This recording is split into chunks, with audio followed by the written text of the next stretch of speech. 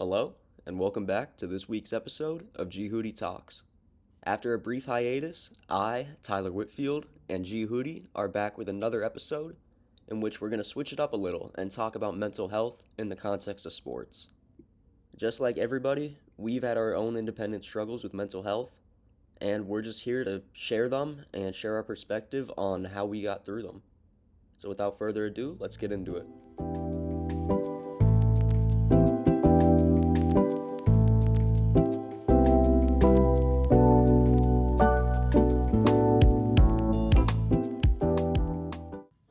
Today we're going to switch it up. We've been talking basketball, but we're going to make a quick little change to talk about mental health, but still kind of in the context of sports, talking about how sports and involvement in a team can help overcome or at least help minimize some of the issues that come along with mental health struggle. We both have our own stories and have both used sports to kind of overcome some of our struggles. I think it's going to be an interesting topic, so let's jump into it. Okay. I guess I'll start off. For me, sports helped me overcome some of my mental challenges. But I had issues when I was a young kid. I was hyperactive, attention deficit, wouldn't sit still, always ran and jumped. And my dad used to always get on me a lot because I wouldn't pay attention.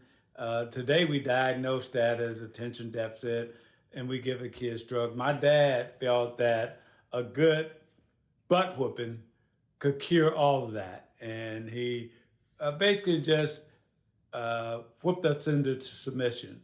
And we learned to mind, so to speak, back in the old days. The thing I can tell you that helped me overcome the anxiety and the pain and the anger and the frustration of that type of discipline was sports. I turned to basketball, football, baseball, and because that was my outlet. And what I can tell most kids today is that if you're in those situations, try to find your release point. Whether it's music, basketball, tennis, jogging, running, whatever it is, get into something that can be your release point, your safety zone. And it worked for me. Now, you still have to deal with how do I react to others. And for me, it was team sport. Team sports kind of made me learn to blend in with others. And I tell you what, Tyler, I found out that a lot of other kids my same age were dealing with similar things. And they were turning to sports just like I was. You know, in my community, we didn't really talk about it. You just kind of knew it, but nobody said a word. And in my community at the time, and I'm speaking for most of us, not all of us, we didn't go to a therapist. We didn't go to a doctor.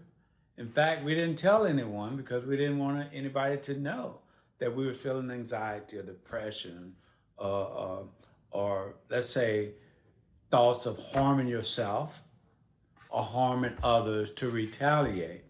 I can tell you that I had some friends that couldn't stand the stress.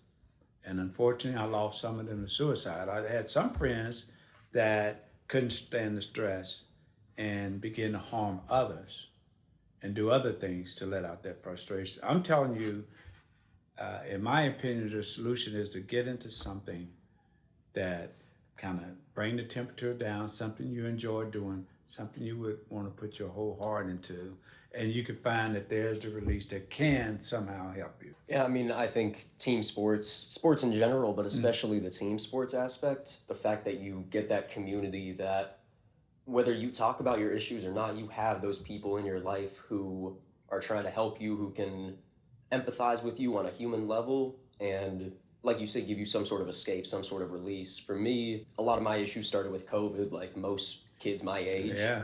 And I was lucky enough, I grew up in a family that, at least my dad more now so, but especially my mom was a believer in therapy. She put me in therapy when some of my issues started.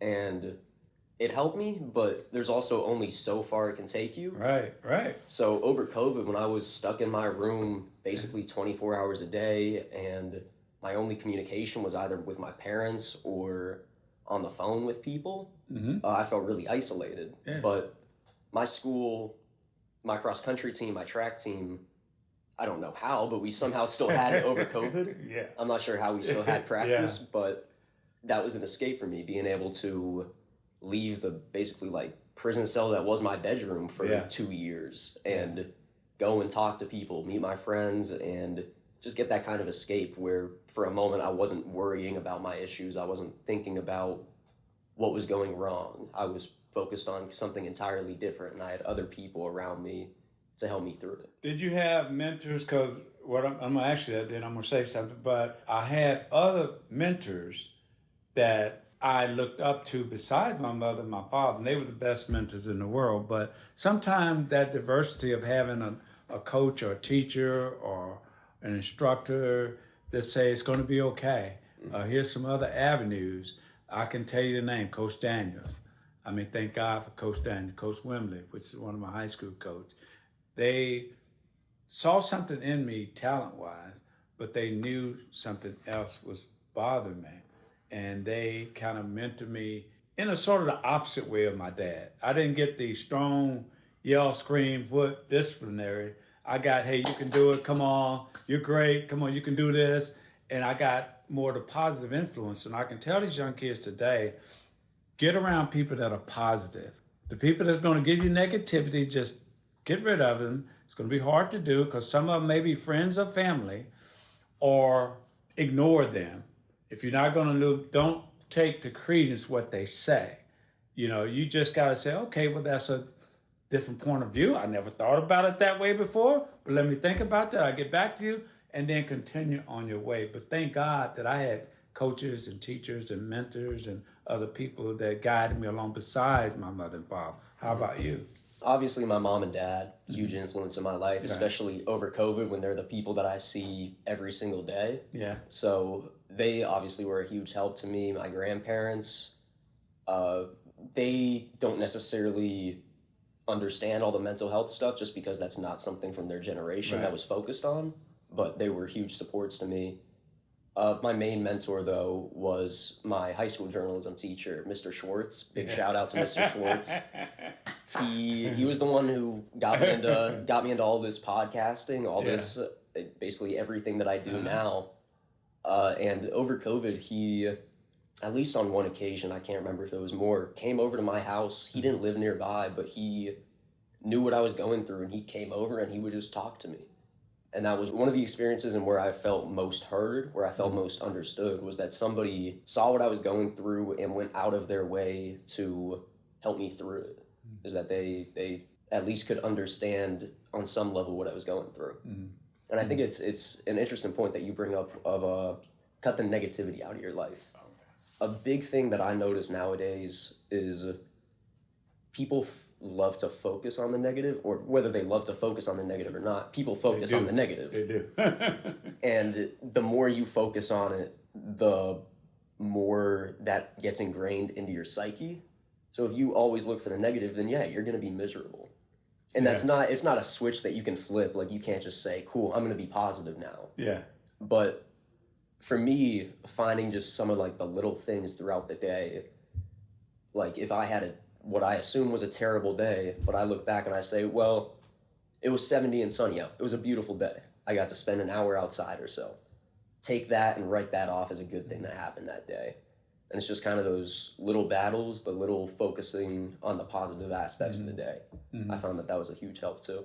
Good. Well, hey, GHOODI's talking about mental health and anxiety and other things that we don't talk about. But I tell you what, we're going to take on this subject, write me a comment, send me information, let me know what you think, view your thing, view my podcast, and then we'll be there next time. All right, see you all next time. Bye.